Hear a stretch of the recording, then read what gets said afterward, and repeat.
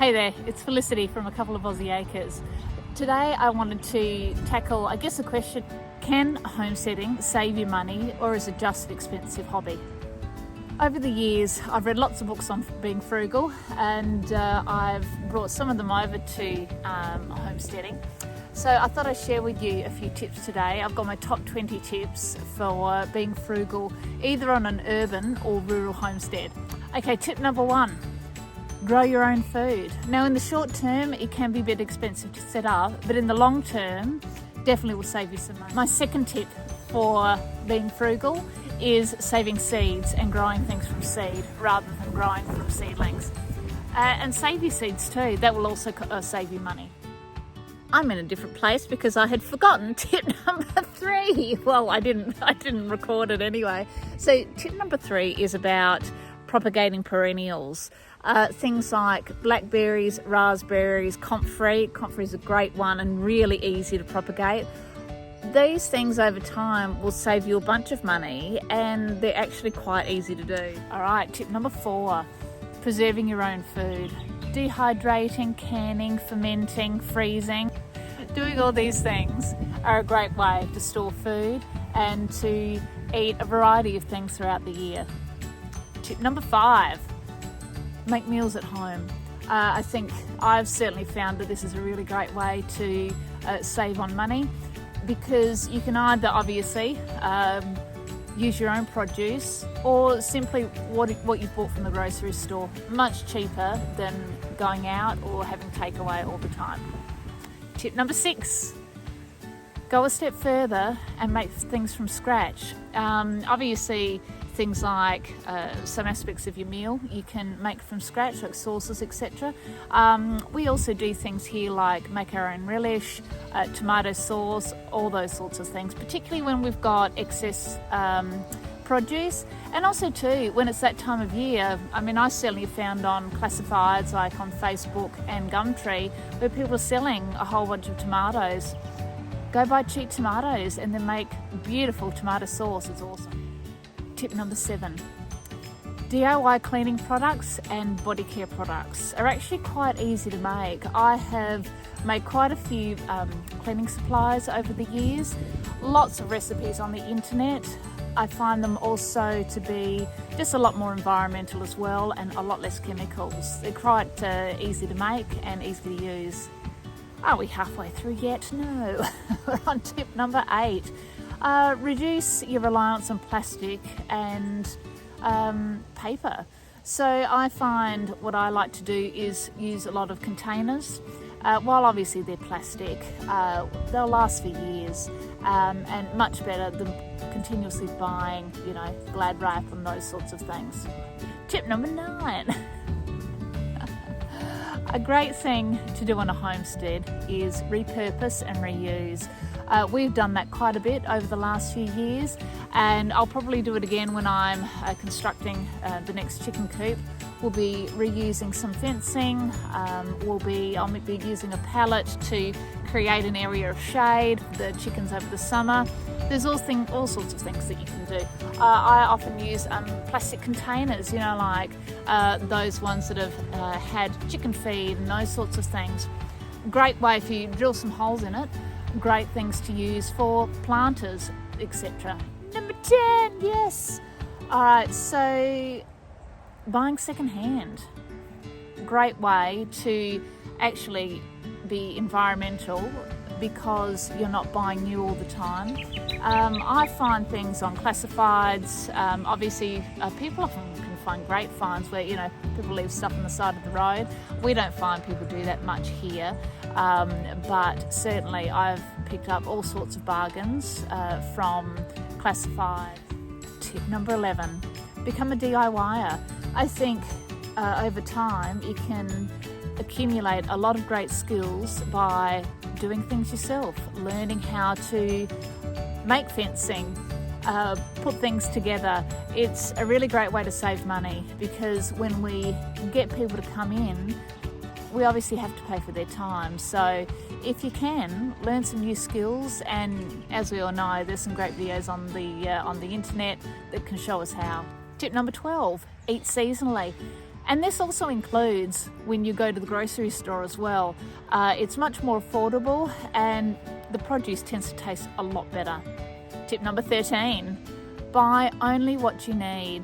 I don't know about yourself, but I certainly have had a tendency over the years to bulk buy when I really didn't need to, or just simply buy things that I never ended up using. What I do now is have probably a 72-hour rule, just especially if I really want something quite badly and it's not that cheap, I wait. And at the end of those few days, I ask myself, do I really need it? And to be honest, often the answer is no. So this is a great way to save money and be frugal. Tip number 14, share resources. So for example, we often use tools, and some of them, that, say for example, a wood splitter. I mean, no, not all of you, especially in those urban areas, aren't going to need one of those, but by borrowing or lending, I think it's a great way to utilise things without having to purchase them that you might only use sometimes. It just becomes such a waste to buy things that we just rarely use, and we've certainly done that here, but we'll also often borrow from our very kind neighbour a multitude of things actually, because he has a farm, and we find that that's really useful. Tip number 15, saving on utilities. You can do this in all sorts of ways. So say for example, electricity. When we've got the wall heater on, we try and shut all the doors, for example, and make sure the heat's not escaping. I often use in the morning just cold water instead of hot water, because I'm not having a shower or anything. I do that at night, and so I'll often just use that rather than getting the water heater moving. There's so many different ways that you can save on utilities, but I think if I'm more mindful, I think we can certainly save money there. Say for example, I think I've heard, like turning things off when we don't use them, like the TV, a microwave, those sorts of things. I think it can save about 10% of your electricity bill. So, that's actually a really good saving. Tip number 16 on the home stretch. And the sun's come out. Hello, beautiful sun. So, DIY gifts. I think they're both fun as well as frugal. I've not always been consistent in making gifts, but it is a really great way to, say for example, making tomato relish for somebody.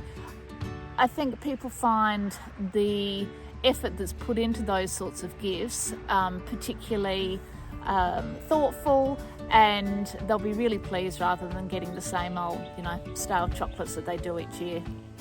Tip number 17, using nature, particularly for the garden. Now that sounds a little bit strange, but say for example, using chickens to mow down the lawn instead of having to use the mower, or turning things in the garden like compost, etc.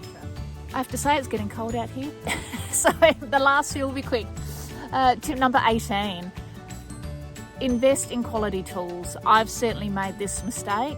By not investing in quality tools, you end up having to buy multiple of the same thing, and over a period of time that actually costs you more in the long run. So invest in good tools and then take care of them. Best way to save you money. Don't do what I do and leave them in the garden all the time. Nearly there. Tip number 19, using free mulch. There are so many things that we can use to mulch the garden with. I've used in the past newspaper, I've used cardboard, old carpet, grass clippings. There's so many things that we can use, and by also mulching, you save on water and you don't have to weed as much, so it's saving your time and energy.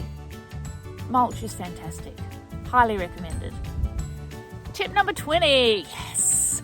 So my final tip would be, again with gardening, but we are talking being on an urban and rural homestead, so you're probably going to be doing some gardening.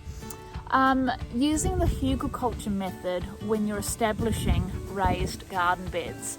So for example, putting down some logs and twigs, newspaper, cardboard, lawn clippings, all the things that you might use for mulch, and start to create a base, because over time that will decay and create organic matter into your raised garden bed.